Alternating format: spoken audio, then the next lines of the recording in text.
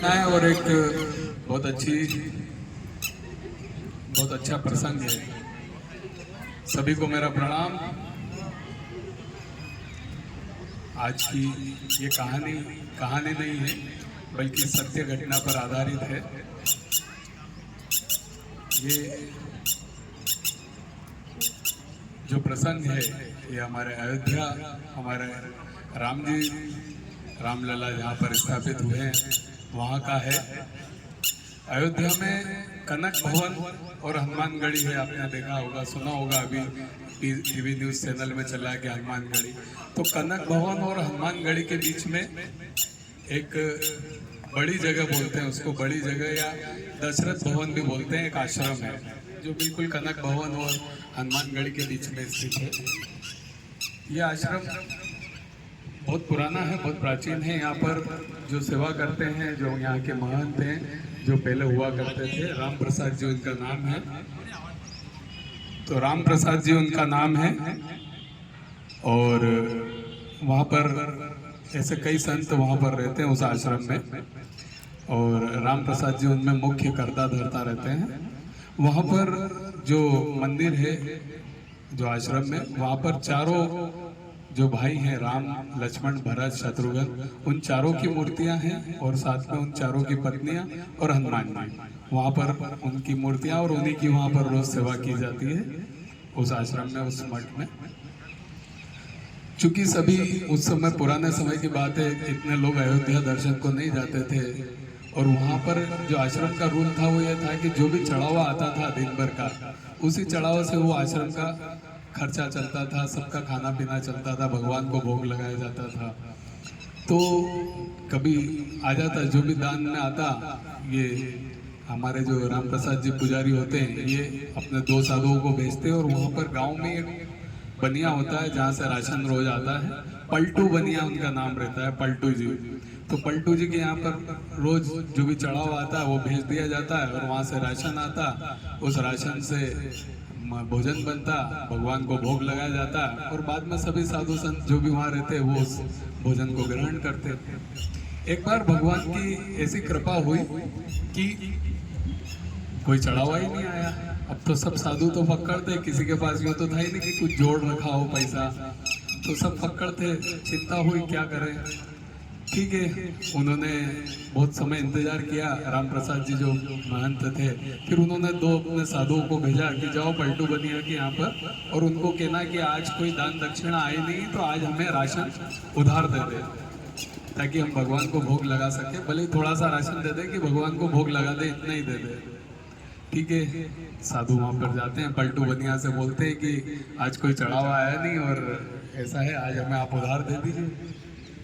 तो बनिया बोलता है, मेरा तो महंत जी से हमेशा नगद लेन देन है, मैं तो उधार दे नहीं सकता, और वो मना कर देता है। अब वो दोनों साधु वापस आते हैं, ये बात राम प्रसाद जी को बताते हैं कि उसने तो राशन देने से मना कर दिया। ठीक है, राम प्रसाद जी कहते हैं जो ईश्वर की इच्छा, और वो जल का ही भोग लगा देते हैं, केवल जल का भोग भगवान जी के लगा देते हैं, और जितने भी संत वहाँ रहते हैं वो सब भी जल पी के ही सो जाते हैं, दिन में विश्राम कर लेते हैं। शाम को भी वही कंडीशन रहती है, शाम को भी जल का ही भोग लगा दिया जाता है भगवान को, और बाकी साधु संत भी सभी जल पी के सो जाते हैं। राम प्रसाद जी जो महंत होते हैं वो रोज 1 घंटे भगवान को भजन सुनाते हैं रात को सोने के पूर्व, और उनको एक पीताम्बर वस्त्र ओढ़ाया जाता है। वो पीताम्बर वस्त्र ओढ़ा के, भजन सुना के, जो नित्य उनके कर्म थे वो करके वो रात्रि विश्राम को चले गए। भूखे ही उन्होंने भगवान के भजन किए और सब कार्य करके वो सोने को चले गए।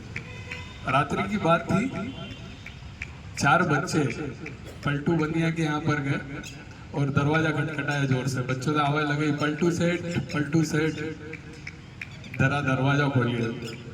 पलटू सेठ ने कहा, इतनी रात को कौन आया और कौन दरवाजा बजा रहा? हो सकता है बच्चे मुझे परेशान कर रहे होंगे। उन्हें गुस्सा आया कि चलो अभी बच्चों को डांटता हूँ। दरवाजा खोला तो देखा कि 4 बच्चे खड़े और उन्होंने एक पीताम्बर ओढ़ रखा है, और वो बच्चे बोलते हैं कि हमें आश्रम से, दशरथ महल से राम प्रसाद जी ने भेजा है और आपसे कुछ बात करनी है। और अंदर आ गए, वो उनके घर में प्रवेश कर गए। तो बोलिए, बोले कि ये हमारी पीताम्बर जो ओढ़ रखा था, ये इसमें कोने में कुछ रुपए बांध रखे हैं जो उन्होंने भेजे, ये आप गिन लीजिए। 1600 चांदी के सिक्के हैं, 16,000। और उस समय उसका मूल्य 16,000 था। पुराने समय में जब 1 आना 2 आना चलता था, उस समय 16,000 चांदी के सिक्के थे वो। तो उसने जब खोला और सब गिना, और बड़ा वो तो हो गया कि और इतने मनमोहक बच्चे, जो जितना गुस्सा था पलटू बनिया के, क्योंकि इतने मनमोहक बच्चे थे, सबकी उम्र 12 साल से कम थी और बड़े सुंदर, तो बिल्कुल उनका हृदय प्रेम में परिवर्तित हो गया। उन्होंने पैसे गिने और मन ही मन उनको बड़ा वो लगने लगा कि आज मैंने यार राम प्रसाद जी के यहाँ से आश्रम से राशन लेने आया और मैंने मना कर दिया। उन्हें मन ही मन बड़ा दुख होने लगा कि मैंने आज ऐसा क्या कर दिया और इतने पैसे आए। वो हाथ जोड़कर उन बच्चों के सामने बोले कि ये इतना धन, इतना तो मेरा दुकान में सामान नहीं है, मैं कैसे दूंगा इतना सामान, क्योंकि 16,000 बहुत बड़ी रकम होती थी। तो उन्होंने कोई बात नहीं, आप थोड़ा थोड़ा राशन रोज भेज देना, लेकिन कभी भी राशन के लिए मना मत करना। तो ठीक है, वो हाथ जोड़ लेता है। वो चारों बच्चे वहाँ से चले जाते हैं। अब सुबह सुबह जो पलटू बनिया होता है, वो राशन वगैरह लेके तैयारी करता है जाने की। इधर पुजारी जी जैसे ही सुबह मंगला आरती के लिए दरवाजा पट खोलते हैं, तो देखते हैं कि भगवान के जो पीताम्बर ओढ़ाते हैं वो है ही नहीं।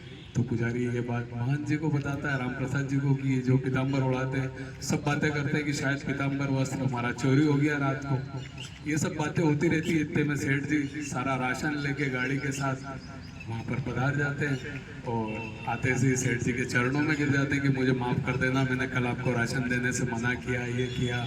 और बड़े गदगद हो जाते हैं और कि मुझे माफ़ कर दीजिएगा, आज मैं राशन लेके आया हूँ और रोज़ मैं आपको राशन भेज दिया करूँगा, ये वो। और ये आपका पीताम्बर वस्त्र जो रात को वहीं रह गया था। कुछ बच्चे मेरे पास आए थे जिनके द्वारा आपने पैसा भेजा था। तो राम प्रसाद जी बोलते क्या बात कर रहे हो, कौन आया था रात को? बोले 4 बच्चे आए थे और मैं उन बच्चों को देख के बड़ा मेरा मन प्रसन्न हुआ, इतने मनमोहक बच्चे थे, मैं आज फिर उनसे मिलना चाहता हूँ, इसलिए भी मैं आया था। तो राम प्रसाद जी पूरी बात समझते हैं, उससे पूरी बात पूछते हैं, तो उन्हें समझ में आता है और वो तुरंत भगवान के चरणों में जाके गिर जाते हैं, रोने लगते हैं कि भगवान आपके कारण, मैं हमारे कारण आपको इतना कष्ट हुआ कि रात को आपको इस पलटू बनिया के यहाँ जाना पड़ा।